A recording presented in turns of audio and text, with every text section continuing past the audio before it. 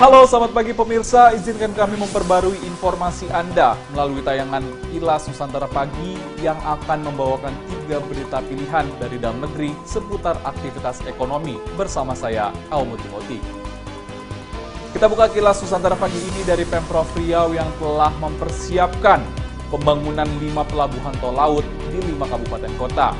Dengan dibangunnya pelabuhan tol laut tersebut, ditargetkan adanya peningkatan pada pelayanan angkutan barang di daerah tertinggal, terpencil, dan perbatasan. Sama halnya dengan Riau yang akan membangun 5 infrastruktur, Jawa Barat juga akan membangun 5 infrastruktur namun berupa danau retensi. Danau dengan luas 170 hektar tersebut dibangun untuk mengurangi dampak banjir Bandung Selatan, serta meningkatkan perekonomian di wilayah. Selanjutnya, berita berikut ini patut menjadi inspirasi Anda pemirsa dalam membantu pemerintah dengan kemandirian ekonomi, seperti yang dilakukan warga Giri Kulon dalam mengelola sampah yang tidak hanya membantu ekonomi keluarga, namun juga menghasilkan layanan kesehatan gratis. Penasaran seperti apa kisahnya? Simak informasi selengkapnya berikut ini.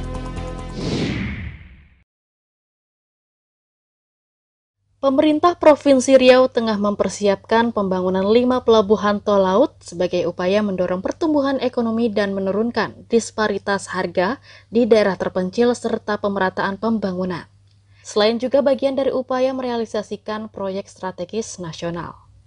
Pembangunan akan berada di 5 kabupaten dan kota, yakni Kabupaten Kepulauan Meranti, Kabupaten Bengkalis, Kabupaten Indragiri Hilir, Kabupaten Siak, dan Kota Dumai. Namun, dari 5 pelabuhan yang dipersiapkan, baru 2 yang siap, yakni di Bengkalis dan Selat Panjang di Kabupaten Kepulauan Meranti. Sejumlah kendala, seperti dikatakan Asisten 2 Sekretaris Daerah Provinsi Riau, Job Kurniawan, di Pekanbaru pada 15 April, masih dihadapi dalam pembangunan. Di antaranya perlu adanya uji coba ketahanan dermaga, selain belum memadainya akses jalan dan perlunya pembaruan alat bongkar muat dari tradisional ke modern. Namun, hal tersebut telah diakomodasi dan didiskusikan antara pemerintah daerah dan pusat. Ada beberapa kabupaten yang merupakan kawasan luar kita, ya. Ada 4 kabupaten, terdiri dari 15 kecamatan yang sudah ditetapkan menjadi bagian dari prioritas kita pembangunan tol laut ini. Pembangunan pelabuhan tol laut ditargetkan mampu meningkatkan pelayanan publik angkutan barang di daerah tertinggal, terpencil, terluar, atau 3T, dan perbatasan. Sehingga ongkos angkut barang per kilometer lebih murah. Pemprov Riau pun terus mendorong terlaksananya pembangunan tol laut dengan harapan dapat meningkatkan pertumbuhan ekonomi daerah. Dari Pekanbaru, Riau, Ervan Setiawan, Kantor Berita Antara, mewartakan.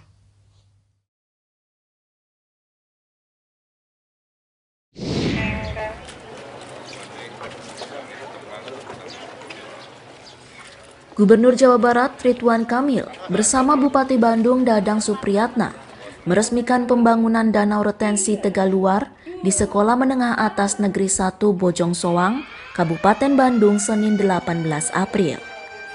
Pembangunan tahap pertama akan dilakukan tidak jauh dari SMAN 1 Bojong Soang dengan luas danau 13,3 hektar.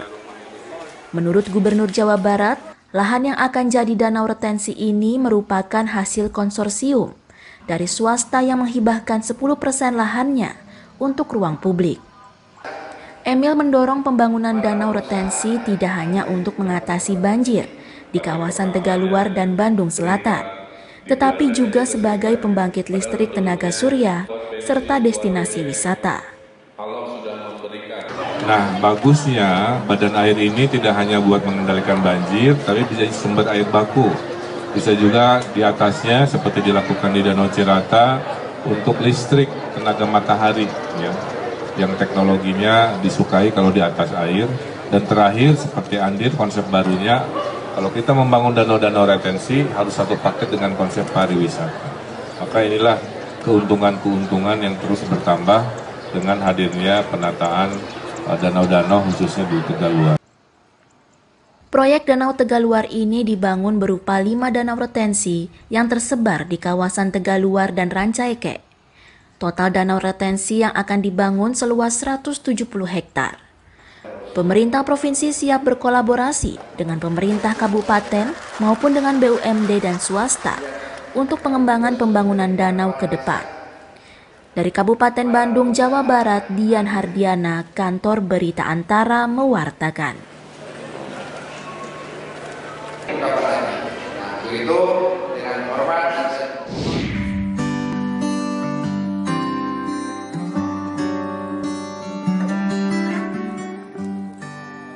Selama 4 tahun terakhir, warga desa Girikulon, Kecamatan Secang, Kabupaten Magelang, Jawa Tengah, mendapat berkah dan hidup sejahtera dari hasil mengolah sampah. Kepala Desa Girikulon, Asdat Imam Ukir, mengatakan, setiap warga di Desa Girikulon biasa memilah sampah, membagi dalam sampah organik dan sampah anorganik. Sampah organik dimanfaatkan untuk budidaya maggot. Maggot sendiri merupakan larva dari jenis lalat besar berwarna hitam. Maggot tersebut digunakan untuk pakan hewan ternak seperti lele dan ayam, sehingga bisa menekan ongkos produksi beternak. Sementara sampah anorganik seperti plastik dan kardus dijual ke pengepul barang bekas.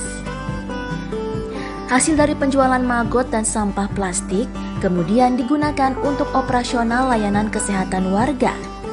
Warga diberi kartu sakti untuk berobat secara gratis. Dari transaksi penjualan, terus karena kita menerima sampah di luar, kita ada pemasukan, yaitu kita berhasil membuat sebuah kartu yang kita gunakan untuk fasilitas kesehatan di luar BPJS yang dimiliki warga. Jadi kita sudah bekerja sama dengan dokter untuk menjaga kesehatan warga. Jadi untuk check up gratis, kita sudah gratiskan itu. Kegiatan pengelolaan sampah di Desa Girikulon ini telah membantu dan menambah ekonomi keluarga. Selain lingkungan menjadi bersih, juga membantu warga untuk mendapatkan layanan kesehatan dengan cuma-cuma. Dari program sampah ini kita juga dapat kartu sakti untuk berobat. Juga ada subsidi untuk anak sekolah juga. Jadi sangat membantu kami para warga yang mungkin agak kekurangan dari segi materialnya juga. Dengan besarnya manfaat sampah tersebut membuat banyak pihak bersemangat ikut mewujudkan Desa Girikulon untuk maju sejahtera. Dari Kabupaten Magelang, Jawa Tengah, Firman Eko Handi, Kantor Berita Antara mewartakan.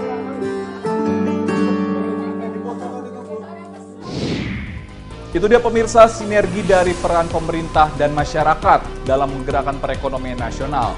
Pemirsa, terus perbarui informasi Anda yang tentunya akan memberikan lebih banyak inspirasi dengan mengunjungi portal kami antaranews.com, kanal YouTube Antara TV Indonesia, dan saluran UCTV.